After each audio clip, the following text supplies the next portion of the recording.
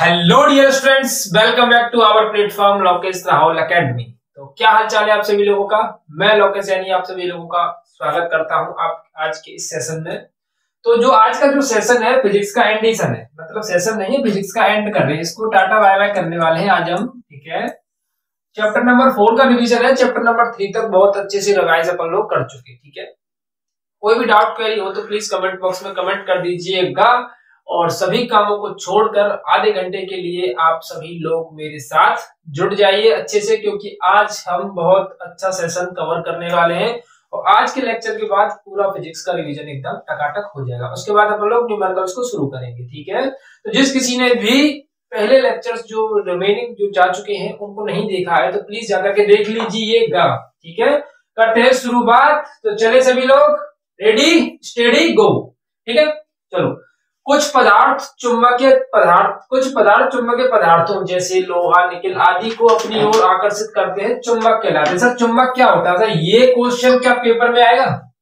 नहीं, मतलब क्वेश्चन क्या है कि चुंबक क्या होता है। अब बताओ, हमसे ये 10th क्लास के स्टूडेंट हैं, बच्चे को पता है नहीं, बच्चा जो 2 साल का भी होता है उसको पता है चुंबक क्या करती है, लोहे को खींचती है अपनी ओर। ठीक है, तो ये क्वेश्चन पूछेगा हमसे चुंबक क्या कहलाते हैं। सर कभी नहीं पूछने वाला, तो इसको हटा दो। पर लेकिन जनरल नॉलेज के लिए, अपने जनरल नॉलेज के लिए कुछ पदार्थ चुंबकीय पदार्थों को अपनी ओर आकर्षित करते हैं, यानी कुछ पदार्थ ऐसे होते हैं जो चुंबकीय पदार्थों, लोहे जैसे कि निकेल जैसे कि आदि और कुछ भी, तो उनको अपनी ओर खींचते हैं, वो क्या कहलाते हैं? चुंबक कहलाते हैं। अच्छी बात है। चुंबक सर कई प्रकार की होती है? देखो अगर प्रकार की बात आ जाती है तो भाई एक से तो ज्यादा ही होंगे डेफिनेटली। ठीक है, तो चुंबक कितने प्रकार की होती है? सर 2 प्रकार की होती है। कैसी होती है? एक तो प्राकृतिक चुंबक और एक कृत्रिम चुंबक। प्राकृतिक चुंबक और कृत्रिम चुंबक, इनके ऊपर थोड़ा सा डिस्कशन कर लें। चलिए 1 मिनट, ज्यादा नहीं, 1 मिनट से ज्यादा नहीं लगने वाला है। सर प्राकृतिक चुंबक क्या होती है? जो हमें प्रकृति से प्राप्त होती है। ठीक है, प्रकृति मतलब जो जमीन में से मिल जाती है। कभी कभी ऐसा होता है जैसे जमीन में से चुंबकीय कोई ऐसा पदार्थ निकल आता है, यानी कि कोई भी अगर ऐसा पदार्थ जमीन के अंदर से निकलता है जो कि लोहे को अपनी ओर आकर्षित करे तो हम उसको बोलते हैं भाई ये चुंबक है।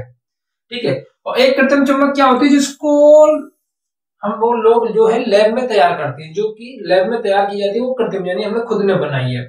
इन दोनों में से सबसे ज्यादा पावरफुल सर कौन सी होती है? इन दोनों में सबसे ज्यादा पावरफुल होती है कृत्रिम चुंबक। क्या होती है? कृत्रिम, जिनको खुद हम रेडी करते हैं। प्राकृतिक चुंबक इतनी पावरफुल नहीं होती है। ठीक है, बस इतना याद रखना है, अगर क्वेश्चन आ जाता है तो इसलिए मैंने लिखा है इसको। चुंबक के 2 ध्रुव होते हैं सर, 2 ध्रुव होते हैं, यानी अकेला नहीं है, 2 ध्रुव होते हैं। एक को बोलते हैं नॉर्थ पोल और एक को बोलते हैं साउथ पोल, यानी कि उत्तरी ध्रुव और दक्षिणी ध्रुव। यहां देखो फिगर दिया हुआ है मैंने, इसको बोलते हैं साउथ पोल और इसको बोलते हैं नॉर्थ पोल। ठीक है, एक साउथ होता है, एक नॉर्थ पोल होता है। अच्छा, यहाँ पर मैंने कुछ एक जो टाइप्स लिखे हुए इनको भी समझ लेते हैं, थोड़ा सा इधर भी अपना फोकस बनाते हैं। क्या चीज है ये? Attract, repel. ओहो, इंग्लिश में आ गया है। इंग्लिश को हिंदी करने की जो कला है उसको बोलते हैं ट्रांसलेशन। ठीक है, इंग्लिश को हिंदी करने की जो कला है उसको ट्रांसलेशन बोलते हैं। अट्रैक्ट क्या होता है सर? आकर्षित करना। अपने को तो हिंदी से मतलब है ना? नहीं, अपने को सब चीज से मतलब है। अपने को इंग्लिश भी आनी चाहिए, हिंदी भी आनी चाहिए। ठीक है, आकर्षित होता है अट्रैक्ट करना, यानी कि जब 2 अलग अलग ध्रुव, एक नॉर्थ हो एक साउथ हो, दोनों को अगर पास में लाया तो एक दूसरे को खींच लेते हैं, चिपक जाते हैं एकदम टकाटक बढ़िया तरीके से। ठीक है, यानी कि दो जब अलग अलग पोल होते हैं तो वो एक दूसरे के पास ले जाते हैं तो वे अपने दूसरे को खींच लेते हैं, उसको बोलते हैं आकर्षित करना यानी अट्रैक्ट करना। और रिपेल क्या होता है? जब एक जैसे सेम ध्रुव एक दूसरे की ओर आते हैं तो एक दूसरे को भगा देते हैं, भाई चले जा तू, मेरे कोई काम का नहीं है, तू चला जा, तेरा कोई मतलब ही नहीं है। क्योंकि इस समय पर पबजी का, क्रिकेट का, इंस्टाग्राम का और इन सब का कोई मतलब नहीं है। इन सबको रिपेल कर दो। इंस्टाग्राम और ये सब चीजें जो है आपको डिस्ट्रैक्ट कर रही है, उनको रिपेल कर दो। क्योंकि अब क्या है, अब आपको अट्रैक्ट करने की जरूरत है। और किसको अट्रैक्ट करने की जरूरत है?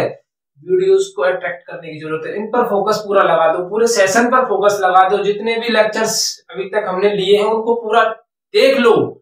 आपको 1.2 में देख लो, 1.5 में देख लो, जल्दी जल्दी उनको कवर कर लो, क्योंकि यही चीज आपको अब काम आने वाली है। ठीक है भाई, क्योंकि 40 भी दिन मुझे नहीं लगता पूरे बचे होंगे। अगला टॉपिक, चुंबक को तोड़ने पर परमाणु स्तर पर भी, यानी बहुत ज्यादा छोटे स्तर पर भी अगर हम चुंबक को अलग करने की कोशिश करें, इन दोनों के संबंध को बिल्कुल तोड़ दें, भाई तू अलग जा, कितनी भी कोशिश कर ले, लेकिन इसके जो ध्रुव है उनको अलग नहीं कर पाएंगे हम।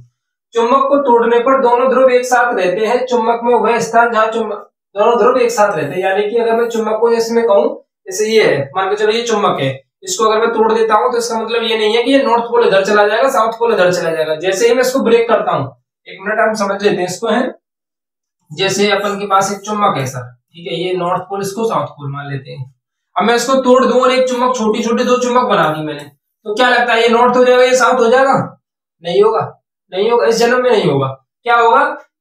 अलग से एक नॉर्थ बन जाएगा, अलग से एक साउथ बन जाएगा, अलग से एक नॉर्थ बन जाएगा, अलग से एक साउथ बन जाएगा, लेकिन ये कभी अलग नहीं हो सकते। बहुत ज्यादा गहरा प्रेम है इन दोनों में, ठीक है, इनको भैया नहीं लगता किया सकता है, समझ रहे हो ना? ठीक है, चलो।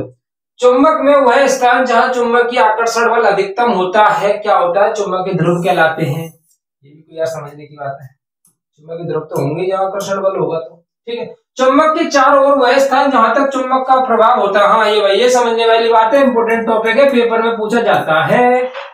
चुंबक के चारों ओर का वह स्थान जहां तक चुंबक का चुंबकीय प्रभाव लगता है चुंबकीय क्षेत्र कहलाता है। चुंबकीय क्षेत्र का मतलब है जहां चुंबक अपनी रेंज बना के रखती है। एक चुंबक मैंने यहाँ पे रखी और उसके चारों ओर का वह क्षेत्र जहां तक उसको वह कोई भी पदार्थ को अपनी ओर अट्रैक्ट कर ले, जैसे लोहा मैंने रखा अपनी ओर खींच लिया, इसका मतलब वह इसके चुंबकीय क्षेत्र के अंदर था, ठीक है ना। अपना एरिया, अपने इलाके में कोई डॉन बनेगा तो उसको खींचने के लिए दबोचना पड़ेगा, तो वही सिस्टम है इसके अंदर। चुंबकीय क्षेत्र क्या है? चुंबकीय क्षेत्र के चारों ओर अगर कोई भी लोहे का पदार्थ आएगा तो चुंबक उसको छटाक से खींच के अपनी ओर दाब देगी, कोई दिक्कत ही नहीं है।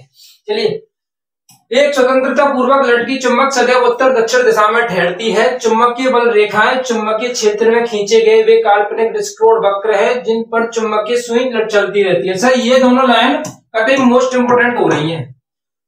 एक स्वतंत्रता पूर्वक लटकी चुंबक सदैव उत्तर दक्षिण दिशा में ठहरेगी, यानी अगर मैं चुंबक को बांध दूं, मैंने इसको हैंग कर दिया, किसी धागे से लटका के हैंग कर दिया, लटका दिया, तो क्या लगता है ये सिर्फ और सिर्फ नॉर्थ पोल और साउथ पोल पर ही जाके रुकेंगी और इनके कोई पोल से मतलब नहीं है। दुनिया चाहे भाड़ में जाए लेकिन ये रुकेगी नॉर्थ साउथ पे, कहीं पे दुनिया के किसी कोने में ले जाओ रुकेगी नॉर्थ पे और साउथ पे, और कहीं पे जाके नहीं रुकेगी, ठीक है। चुंबकीय बल रेखाएं चुंबकीय क्षेत्र में खींचे गए वे काल्पनिक वक्र होते हैं जिन पर चुंबकीय सुई चलती है। ये इतनी मजेदार चीज नहीं है, इसको चलो मत समझो भाई, कुछ तो छोड़ो भाई, ऐसा सब चीज थोड़ी पढ़नी है। चलो, कोई भी दो चुंबकीय बल रेखाएं एक दूसरे को कभी नहीं काट सकती हैं, ये एक इंपॉर्टेंट फैक्ट है, यहां से इसको याद करना है आप सभी को, ठीक है। इस थ्योरी को आपको याद रखना है क्योंकि ये चुंबकीय बल रेखाओं के बारे में डिस्कशन है। कोई भी दो चुंबकीय बल रेखाएं एक दूसरे को कभी नहीं काटेंगी। जैसे कि ये क्या है? चुंबकीय बल रेखाओं का एक फ्रेम बनाया हुआ है, मतलब एक फिगर है।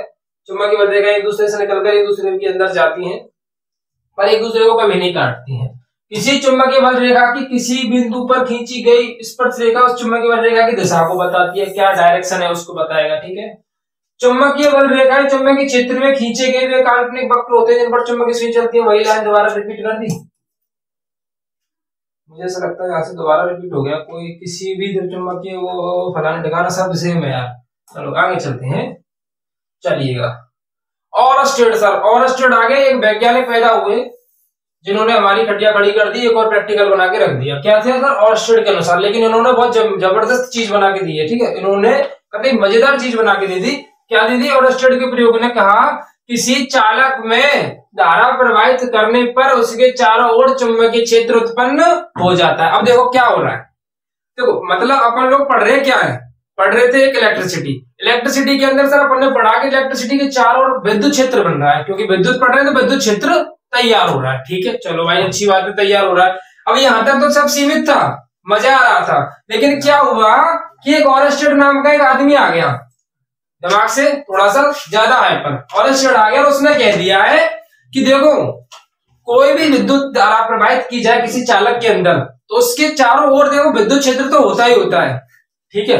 उसके चारों ओर विद्युत क्षेत्र तो होता ही होता है, लेकिन उसने क्या किया, उसके पास में एक चुंबकीय सुई लेके गया। प्रैक्टिकल देखो, जैसे कि ये एक प्रैक्टिकल है जिसमें क्या है, करंट फ्लो नहीं हो रहा है, तो सुई एकदम अच्छे से रिलैक्स पोजीशन में है। लेकिन जिसमें क्या है, विद्युत क्षेत्र, यानी कि इसमें करंट फ्लो हो रहा है, इसके अंदर क्या हो रहा है, करंट फ्लो हो रहा है। तो क्या हुआ, सुई होनी चाहिए थी ऐसी, लेकिन क्या हो गई, थोड़ी सी टेढ़ी हो गई है, यानी कि वो थोड़ा सा हिल रही है। अब हिल रही है तो उसने दिमाग लगाया कि भाई देखो किसी चालक के अंदर अगर चुंबकीय विद्युत प्रवाहित हो रही है तो विद्युत क्षेत्र तो है ही है, लेकिन एक और है जो तुमको मानना होगा, वो क्या है? चुंबकीय क्षेत्र है। और स्टडी ने यही बताया कि किसी चालक में धारा प्रवाहित करने पर उसके चारों ओर चुंबकीय क्षेत्र भी उत्पन्न होता है। यानी विद्युत क्षेत्र तो होगा ही होगा, लेकिन मानना पड़ेगा मेरी बात को कि चुंबकीय क्षेत्र भी होता है। और कोई नहीं मानेगा तो उसको ये प्रैक्टिकल दिखा देगा और स्टडी भाई उसके पास प्रूफ है। ठीक है, चलिए याद रखना है आप सभी को, ठीक है ना, कि किसने बताया था कि किसी चालक में अगर धारा प्रवाहित की जाए तो चुंबकीय क्षेत्र होता था, और स्टूडेंट ने बताया था। ऑब्जेक्टिव टाइप क्वेश्चन मजेदार बनेगा इसमें से। किसी धारावाही चालक के चारों ओर बलरेखा सेकेंडरी वृत्तों के रूप में होती हैं। चलो ठीक है, याद कर लेना, नहीं तो वैसे मत करना, कोई तो इम्पोर्टेंट नहीं है। हाँ भाई, ये बहुत अच्छा इंपोर्टेंट टॉपिक है, इसको याद रखना है। क्या है? चुंबकीय क्षेत्र की दिशा ज्ञात करने के लिए दक्षिणावर्ती पेच का नियम तथा दाएं हाथ के नियम का प्रयुक्त करते हैं। यानी कि क्वेश्चन पूछा जाएगा कि दक्षिणावर्ती पेच के नियम को किसके लिए इस्तेमाल किया जाता है।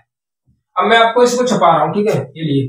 अब इसका जवाब दो कि दक्षिणावर्ती पेच के नियम का इस्तेमाल किसके लिए किया जाता है। ऑप्शन है विद्युत क्षेत्र, चुंबकीय क्षेत्र, विद्युत तथा चुंबकीय क्षेत्र दोनों, नन ऑफ दीज। तो आंसर क्या होगा अपना? आंसर होगा अपना चुंबकीय क्षेत्र। आया समझ में? नहीं आई तो ये एक ऑब्जेक्टिव टाइप क्वेश्चन बन सकता है। यानी कि उस झगड़े में मत पड़ो कि दुनिया आपको बेवकूफ बनाए और तुम बेवकूफ बन जाओ। समझ रहे हो बात को? नहीं समझ रहे हो? मैं दोबारा समझाऊं। देखो क्या है कि इस समय पर बच्चा कंफ्यूज है।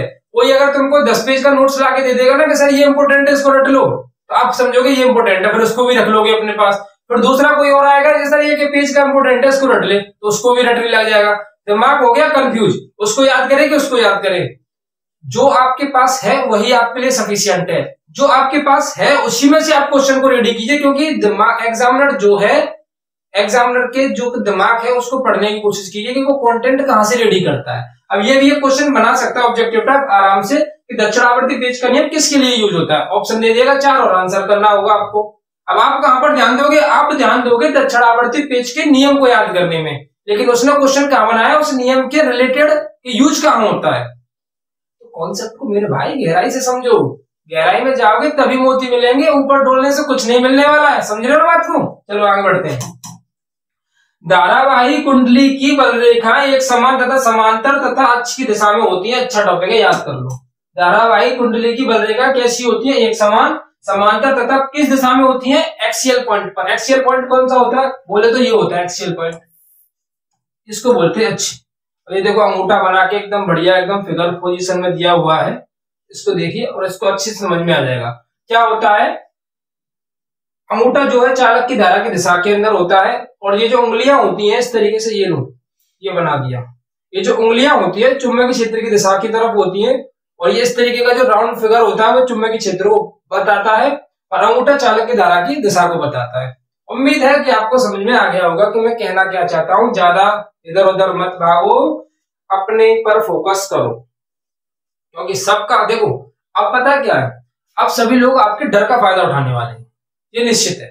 ठीक है, सभी लोग आपके डर का फायदा उठाने वाले हैं, क्योंकि उनको पता है कि बच्चा डरा हुआ है। अब उसके लिए कुछ भी आप बोलोगे ना तो उसको करने के लिए वो तैयार है।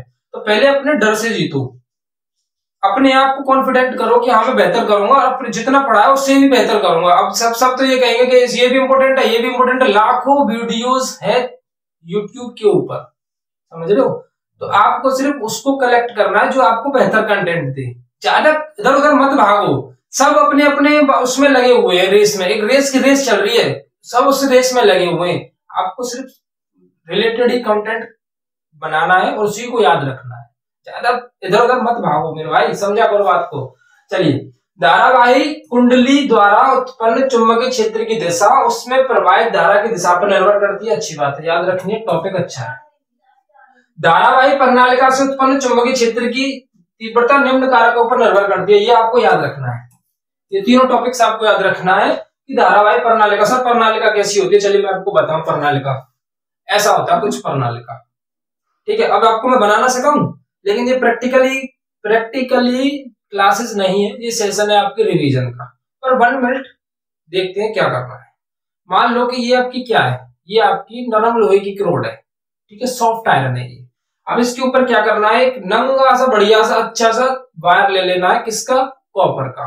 और इसको इस तरीके से round up round up round up round up कर दीजिए जैसे ये बना हुआ है, दोनों तरफ से राउंड अप कर दिया और दो इधर से बाहर निकल के आ जाएंगे। अब ये जो बाहर बन के रेडी होगा ना आपका, इसको बोलते हैं परनलिका, इंग्लिश में बोलते हैं सोलेनोइड। क्या बोलते हैं इसको? सोलेनोइड। ठीक है, ये आपको याद रखना। परनलिका की प्रति एकांक लंबाई में फेरों की संख्या के अनुक्रमानुपाती होती है, धारा की प्रबलता के अनुक्रमानुपाती होती है, करोड़ के पदार्थ के पर निर्भर करती है। कौन कौन सी चीजें हैं जो निर्भर करती है इसके ऊपर, वो बताना था आपको। ओके चलिए, अब क्या है? हाँ, प्रत्यावर्ती धारा। प्रत्यावर्ती धारा क्या होती है? एसी करंट क्या होता है? जो हमारे घरों में लाइट चल रही है उसे बोलते हैं एसी करंट। अब आप इस वीडियो को देख रहे हो, अगर किसी कमरे में देख रहे हो तो इसका आपको बल्ब जल रहा है तो वो क्या है? एसी करंट है। अब आप सोच रहे हो सर नहीं हमारा तो घर में लाइट ही नहीं आ रही, इन्वर्टर से चल रहा है, तो क्या इन्वर्टर के अंदर एसी करंट है? वो तो बैटरी से, बैटरी तो डीसी होनी चाहिए। ऐसा कैसे हो सकता है? नहीं हो सकता। क्यों? क्योंकि जो इन्वर्टर है जो आपके घर के अंदर लगाया हुआ है वो क्या कर रहा है? वो एक एम्पलीफायर का काम करता है जिसको बोलते हैं फुल वेव रेक्टिफायर और हाफ वेव रेक्टिफायर्स। वो क्या करते हैं? डीसी को एसी में कन्वर्ट करते हैं। तो वो उसी का है, कुल मिला के आपके घर में एसी लाइट ही आ रही है। ठीक है, तो क्या है? प्रत्यावर्ती धारा वह धारा है जिसका परिमाण तथा दिशा आवर्त रूप से निश्चित समांतर अंतराल पर परिवर्तित होती है। 10th क्लास में इसको कंप्लीटली अपन लोग पढ़ेंगे। बेसिकली इसका फिगर कैसा होता है अपन लोग थोड़ा डिस्कस कर लेते हैं। 12th क्लास का कॉन्सेप्ट है, ठीक है, इसको बहुत अच्छे से डिस्कस करेंगे 12th क्लास के अंदर। ये होती है आपकी अल्टरनेटिव करंट, जिसमें बी और आई होते हैं, यानी वोल्टेज और धारा होते हैं, जिसका फॉर्मूला होता है बी बराबर V0 साइन ओमेगा टी। ठीक है, अब इसको ज्यादा डीपली मत जाओ, बस इतना ही काफी अगर पूछता है तो। यानी कि इसका अगर फिगर आपसे कॉन्सेप्टली ऑब्जेक्टिव टाइप में पूछ लिया जाए तो पूछेगा, नहीं तो वैसे एनसीईआरटी सिलेबस है और इससे ज्यादा कुछ बाहर नहीं जाएगा, डेफिनेटली मैं श्योर हूं। ठीक है, और देखो मैं कितना भी कुछ कह लूं, जब तक आपके मन की संतुष्टि नहीं है आप कहीं पर भी रुकने वाले नहीं हो। मैं आपको समझाऊं या कोई और आपको समझाए कोई फर्क नहीं पड़ेगा। जब तक आप खुद अपने आप से नहीं संतुष्ट होते तो कोई दिक्कत नहीं आएगी। अपने आप को संतुष्ट करो, कंटेंट सब अच्छा है और सब बेहतर है। ये आपको मैंने एकदम बहुत ही यानी कि सब कुछ मिला के सब कुछ ढूंढा ढकेली जितने भी करना था कर करू के एकदम बेहतर कॉन्सेप्ट्स लेकर के आया हूं, जिनको आपको पढ़ना है और अच्छे से करना है। बस यही आपके लिए काफी रहेगा, कोई दिक्कत नहीं लेनी है। ठीक है, और इनकी जो कंप्लीट वीडियोस हैं वो मैं पहले डाल चुका हूं, तो डरने की कोई दिक्कत नहीं।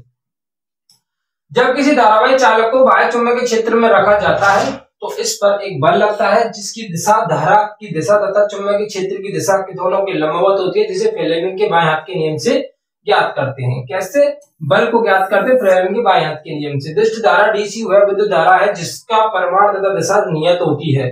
डिस्ट धारा क्या है? डीसी करंट क्या है जिसका रिजल्ट यानी परिमाण तथा दिशा दोनों कैसी होती है? नियत होती है। किसी धारावाही चालक को बाह्य चुंबकीय क्षेत्र में रखा जाता है पर इस पर बल लगता है जिसकी दिशा तथा बल कौन सा लगता है? कोई धारावाही चालक रखा जाए तो बल लगता है बराबर IBL साइन थीटा। कोई धारावाही चालक अगर हम किसी चुंबकीय क्षेत्र के अंदर रख देते हैं, यानी कि अगर मान के चलो कि एक चुंबकीय क्षेत्र एक समान चुंबकीय क्षेत्र B है जिसमें L लंबाई का कोई चालक रखा गया है जिसमें I धारा प्रवाहित हो रही हो, तो उस पर कितना फोर्स लगेगा? तो F बराबर IBL, अगर एंगल पर है तो साइन थीटा हो जाएगा। ओके चलिए, ये सब क्या है? कुछ इंपोर्टेंट्स कॉन्सेप्ट्स हैं जो कि पेपर में पूछे जा सकते हैं, हो सकता है कि पेपर में पूछा जाए। भारत में सामान्यतः 220 वोल्ट पर कितने हर्ट्ज की आवृत्ति होती है? 50 हर्ट्ज की आवृत्ति होती है, यानी कि इतनी एफिशिएंसी की लाइट हमारे भारत के अंदर फ्लो होती है।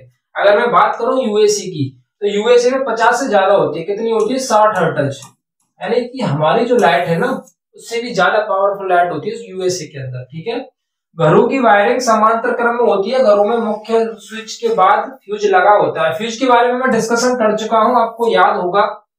आपकी जो 3rd चैप्टर था उसके अंदर मैंने फ्यूज को बहुत अच्छे से क्लियर किया, आपको समझाया था फ्यूज क्या होता है। पर ये इंपोर्टेंट यहाँ पर ये है, इसमें सबसे ज्यादा इंपोर्टेंट टॉपिक ये है कि घरों की वायरिंग हम किस तरीके से करते हैं। तो घरों की वायरिंग होती है समांतर क्रम के अंदर। ठीक है, फ्यूज का तार तांबे, टिन तथा शीशे की मिश्र धातु से बना होता है। ये इंपोर्टेंट टॉपिक है, पूछा जाता है कि फ्यूज का तार किस किस से मिलकर बना होता है? तांबा, टिन और शीशे की मिश्र धातु के साथ। घरों में अतिभारण अथवा लघुपथन की अवस्था में विद्युत का धारा का मान अधिक बढ़ जाने से फ्यूज तार गल जाता है, जिससे घरों में प्रयुक्त क्या होता है? ये विद्युत उपकरणों की सुरक्षा हो जाती है, जो मैं तुमको पहले बता चुका हूँ। लघुपथन क्या होता है सर, इसको समझा दो, है ना। लघुपथन कुछ ज्यादा अजीब सा शब्द लग रहा है, तो इसको ट्रांसलेट कर दूं। मैंने अभी आपको बताया था कि एक लैंग्वेज से दूसरी लैंग्वेज में ट्रांसफर करने को क्या बोलते हैं, ट्रांसलेशन बोलते हैं, जो कि मेरी बहुत ज्यादा वीक है। इंग्लिश तो तुमको पता है, तुम्हारे भाई की, जो समझ लीजिए इंग्लिश कमजोरी बन गई है। तो क्या बोलते हैं इसको, शॉर्ट सर्किट बोलते हैं। क्या बोलते हैं, शॉर्ट सर्किट बोलते हैं। शॉर्ट सर्किट हो जाता है घर में, जिससे कि हमारे उपकरण खराब होने से बच जाते हैं। ज्यादा इंपोर्टेंट लाइन नहीं है, बट इसको मत पढ़ो, ठीक है, मत पढ़ो। ये ले लो, मैंने एक लाइन और आपके लिए कम कर दी है, हटा दो उसको सारी, ठीक है, कोई दिक्कत तो नहीं है। अब कुछ है हमारे पास नहीं है, खत्म हो गया। ये लास्ट चैप्टर था। लास्ट चैप्टर का जो इंपोर्टेंट जो कुछ होना चाहिए था वो मैं आपको क्लियर कर चुका हूं। अब हम डिस्कस करेंगे क्या, अब हम डिस्कस करेंगे न्यूमेरिकल्स को। अगले वीडियो के बाद आपको न्यूमेरिकल्स आना शुरू हो जाएंगे, और न्यूमेरिकल्स हम इस तरीके से करने वाले हैं कि वीडियो को देखने के बाद आप देख लेना, मैं 100% श्योर हूं। अगर आप वीडियो को, सेशन को अच्छे से देखते हो और अच्छे से फोकस के साथ उसको पढ़ते हो, डेफिनेटली आप न्यूमेरिकल्स लगाना बहुत अच्छे से सीख जाओगे, क्योंकि न्यूमेरिकल्स पेपर में ज्यादा इंपोर्टेंट होते हैं अकॉर्डिंग टू थ्योरी। अगर एक थ्योरी आती है उसके अथवा में अगर एक न्यूमेरिकल आता है, तो फर्स्ट प्रायोरिटी ये होती है कि आपको न्यूमेरिकल आना चाहिए, क्योंकि न्यूमेरिकल आप सॉल्व करते हो तो उसको ज्यादा बेहतर माना जाता है थ्योरी की तुलना में, ठीक है। मिलते हैं अगली वीडियो के साथ में, न्यूमेरिकल्स के साथ में। जिस किसी ने भी फर्स्ट जो 3 लेक्चर है उनको नहीं देखा तो प्लीज जाकर के जरूर देख लीजिएगा, क्योंकि वो आपके लिए बहुत ज्यादा इंपॉर्टेंट है। सो चलो भाई, अब